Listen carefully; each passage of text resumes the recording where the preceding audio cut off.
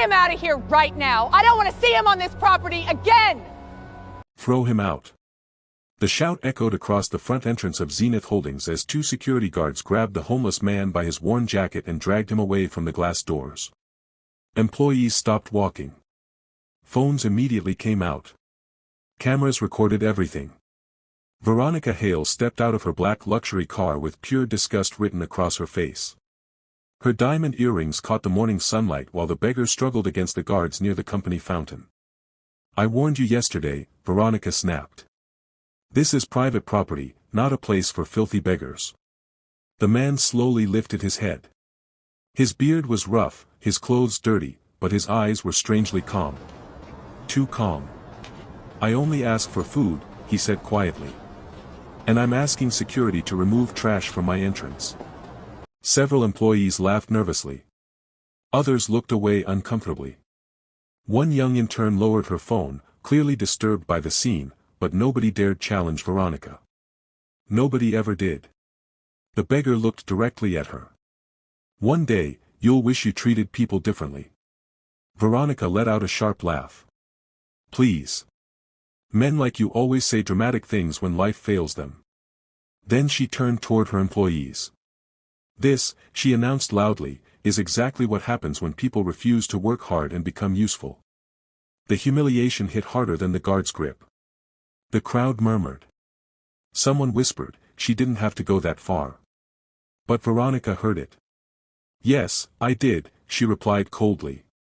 "People like him survive because society keeps feeling sorry for them." The beggar remained silent after that. He simply stared at her with an unreadable expression while security forced him toward the gate. And somehow, that unsettled her. Not the dirt. Not the smell. The eyes. They looked familiar. But Veronica dismissed the thought immediately and walked into the building like a queen entering her palace. The massive glass lobby instantly became silent as employees greeted her nervously. "Good morning, Miss Hale." "Morning, ma'am." Her assistant, Daniel, hurried beside her carrying a tablet. "The incident outside is already spreading online." Veronica pressed the elevator button. "People on the internet are emotional. They'll forget it tomorrow. They're calling you heartless." She smirked. "And yet they still work for me." The elevator doors opened. Inside, Daniel hesitated before speaking again. "There's also another issue." "What now?" "Someone requested access to old company ownership records." That finally caught her attention. "Who?" "We don't know yet. Legal department said the request came through a private attorney." Veronica frowned slightly but quickly recovered. "Handle it." "Yes, ma'am." The elevator reached the executive floor. As Veronica stepped out, employees immediately straightened themselves. Fear followed her naturally. Conversations died whenever she appeared. She liked it that way. Power should be felt. Inside her office, floor-to-ceiling windows overlooked the entire city. Veronica removed her sunglasses and sat behind her desk while Daniel handed her coffee. "You have the shareholder meeting in an hour," he said carefully.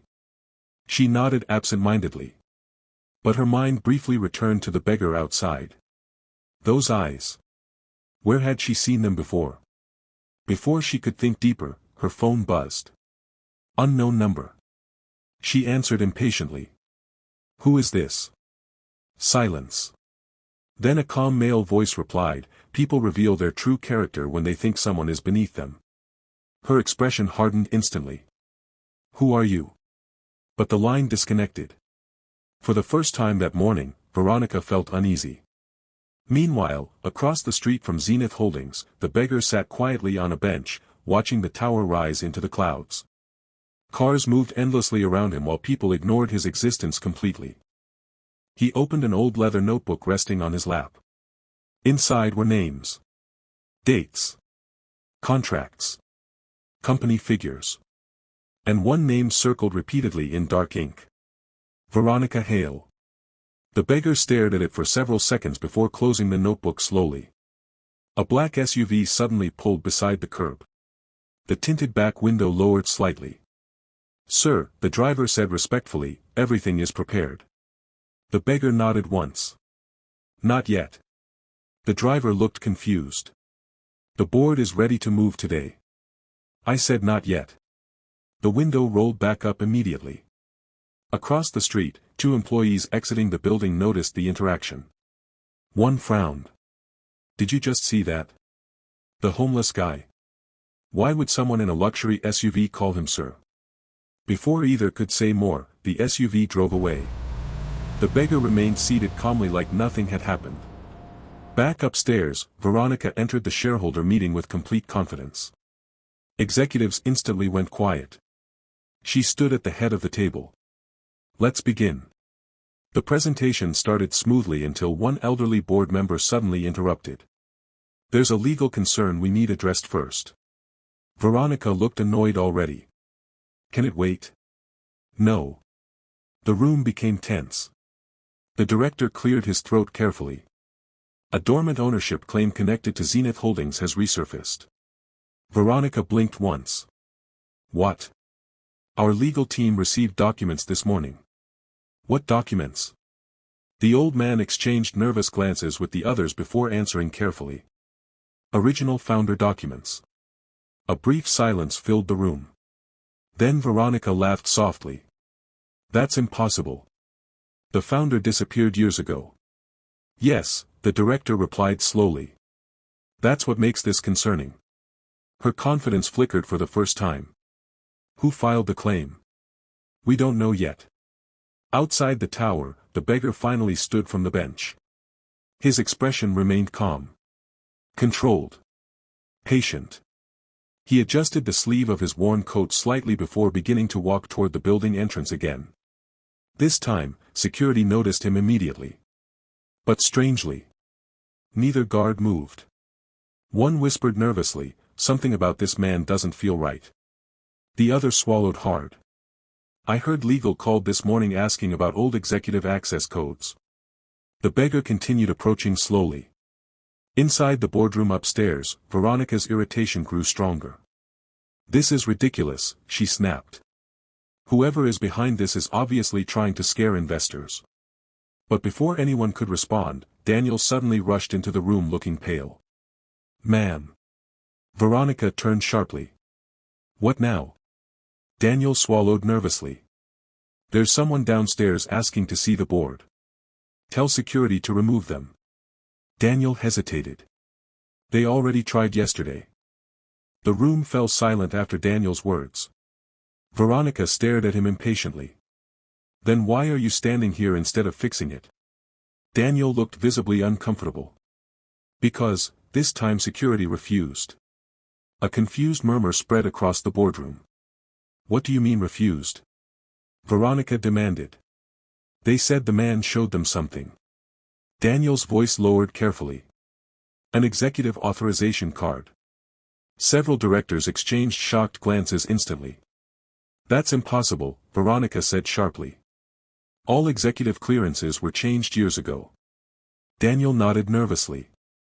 That's what I thought too. Before Veronica could respond, the boardroom doors opened again. Everyone turned. One of the senior legal advisors stepped inside carrying a thick folder. His face looked tense. We have a serious problem, he announced. Veronica crossed her arms. Apparently everybody thinks we have one today. The lawyer ignored the sarcasm and placed the folder on the table. These documents were authenticated this morning. He opened the file carefully. Inside were original incorporation papers for Zenith Holdings. Signatures. Ownership percentages. Executive clauses. And at the very top of the first page was a name. Jonathan Reed. The entire room became still. One director whispered, "That can't be." Veronica frowned. Who the hell is Jonathan Reed? The older directors looked stunned by the question itself. You don't know, one finally asked. No, I don't. The elderly director leaned back slowly. Jonathan Reed founded Zenith Holdings 30 years ago. Veronica scoffed. The founder disappeared decades ago. Yes, the man replied quietly. But according to these documents, he never surrendered majority ownership. The words hit the room heavily. Veronica laughed again, but this time it sounded forced. That's legally impossible. It isn't, the lawyer replied calmly. Not if the transfer agreements were incomplete. Another director suddenly looked nervous. If Reed still owns controlling shares. He owns the company, the lawyer finished. A wave of panic spread across the room. Veronica stood immediately.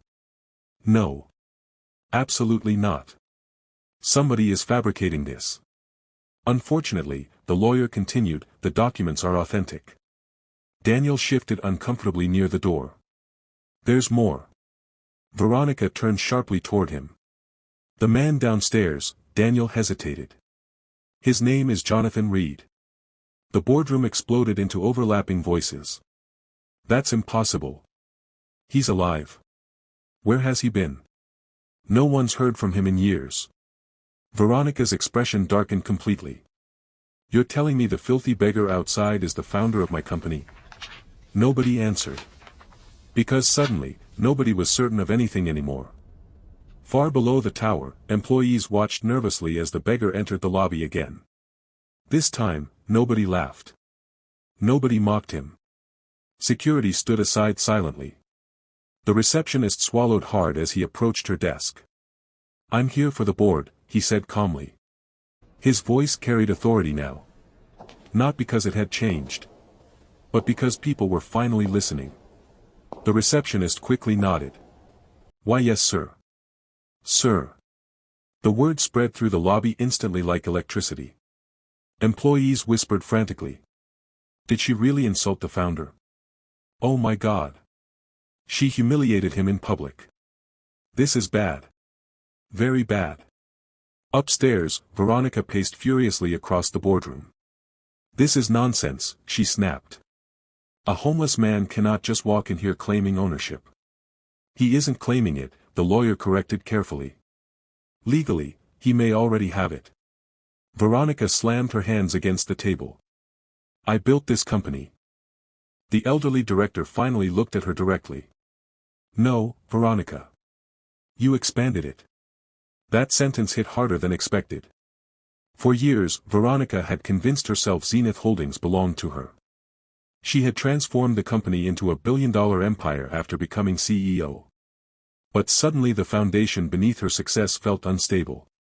Daniel's phone buzzed. His face changed immediately after reading the message.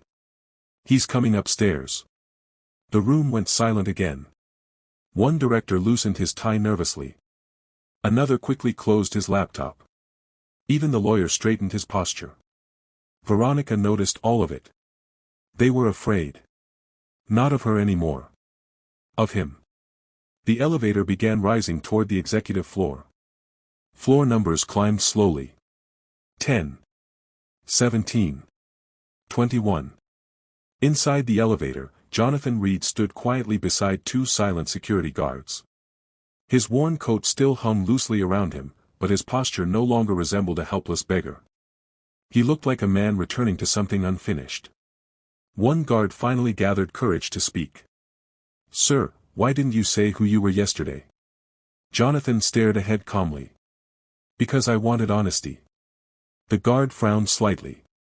Jonathan continued quietly, people are most truthful when they think you have nothing to offer them. The elevator reached the executive floor. Ding. The doors opened slowly. Employees immediately moved aside. Nobody spoke. Nobody even breathed comfortably. Jonathan walked through the hallway while whispers followed behind him. That's him. The founder. She humiliated him. Inside the boardroom, tension became unbearable. Veronica stood frozen near the window while the directors waited anxiously. Then the doors opened. Jonathan entered quietly. No dramatic speech. No anger. Just silence. And somehow that silence terrified the room more than shouting ever could. Veronica stared at him in disbelief. Without the distance of the street between them, she finally saw him clearly.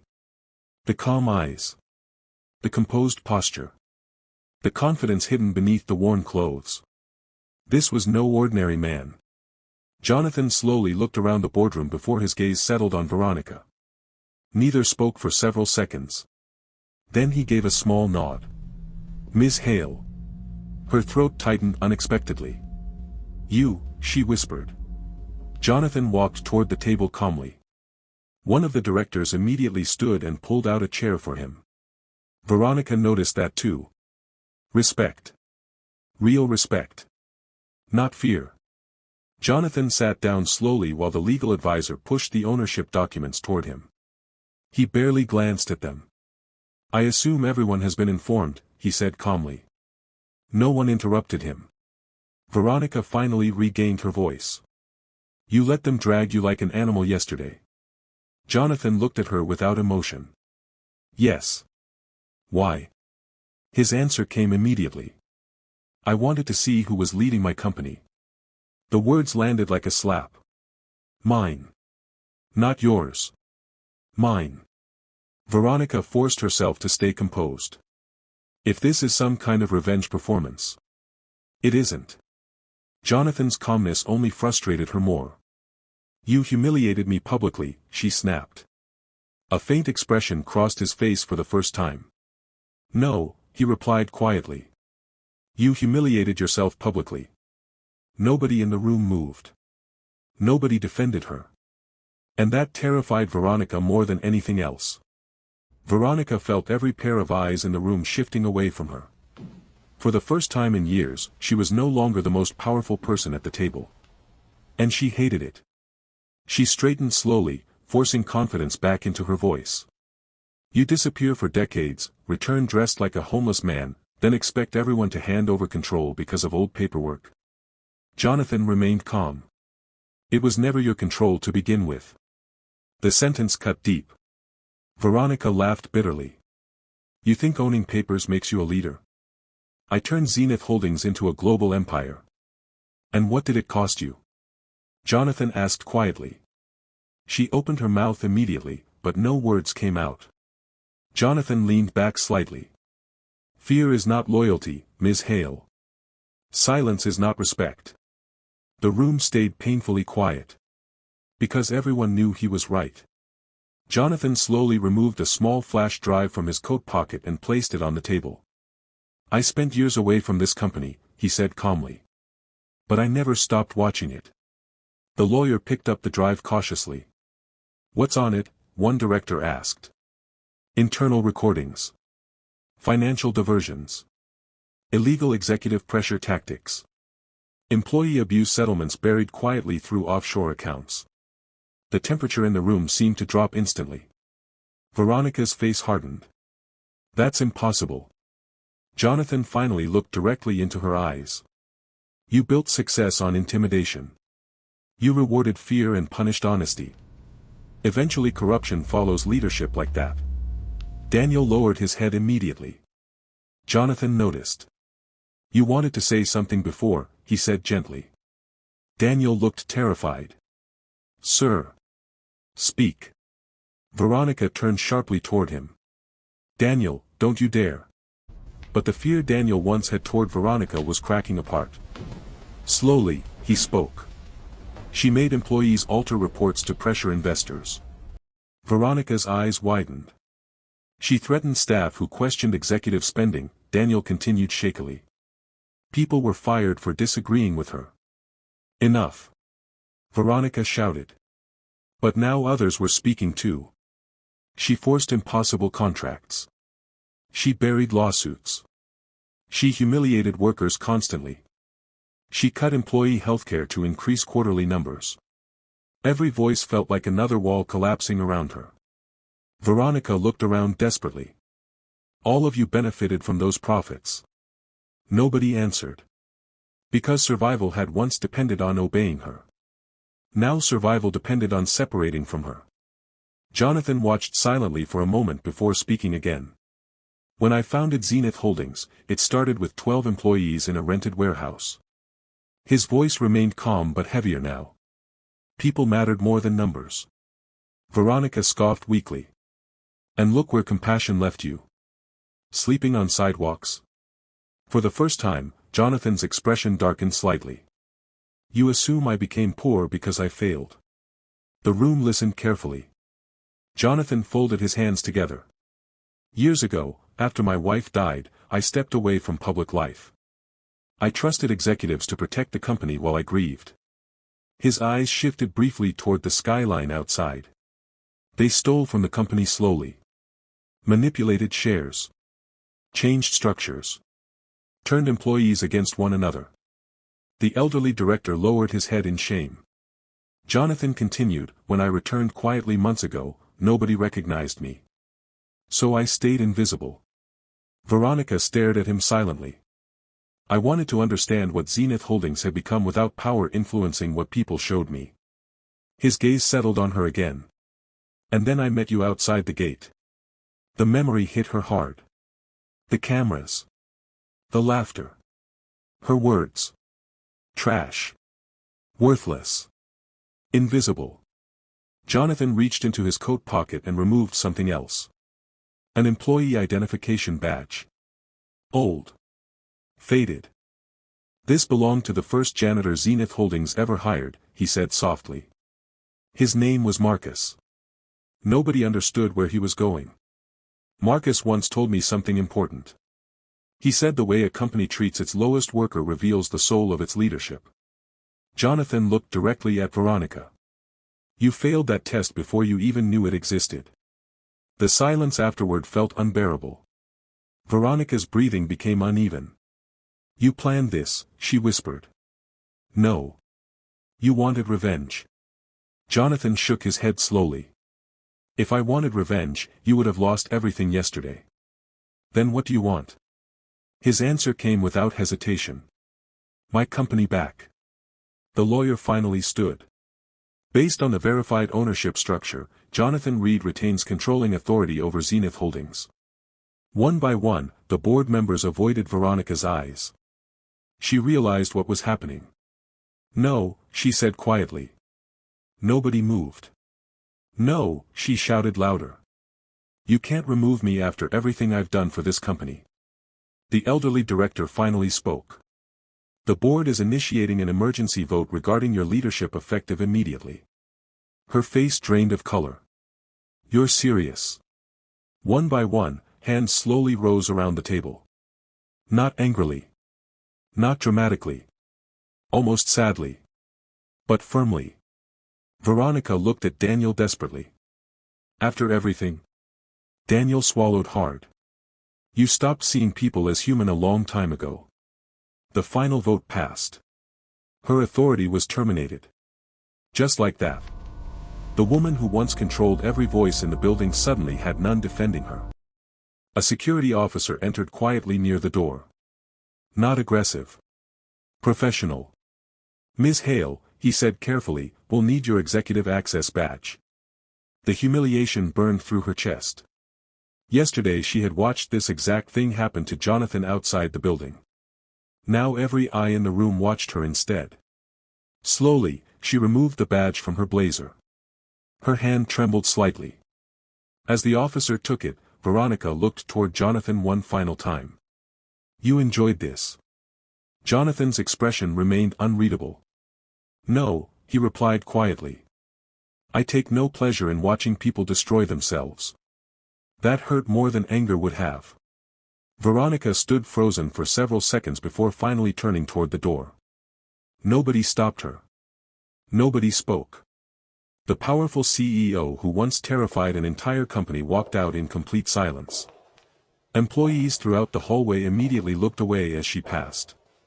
Hours earlier, they had feared her. Now they pitied her. Inside the boardroom, Jonathan slowly stood and walked toward the giant glass windows overlooking the city. The same city where nobody had looked twice at him days earlier. Behind him, the directors waited nervously for instructions. Jonathan remained silent for a moment before speaking calmly. First thing tomorrow, he said, reinstate employee healthcare. Several directors blinked in surprise. And reopen the scholarship program for workers' children. Yes, sir, one answered quickly. Jonathan looked down at the streets far below where crowds continued moving endlessly through life. Also, he added quietly, the janitorial staff will receive salary increases immediately. A small smile appeared on the elderly director's face.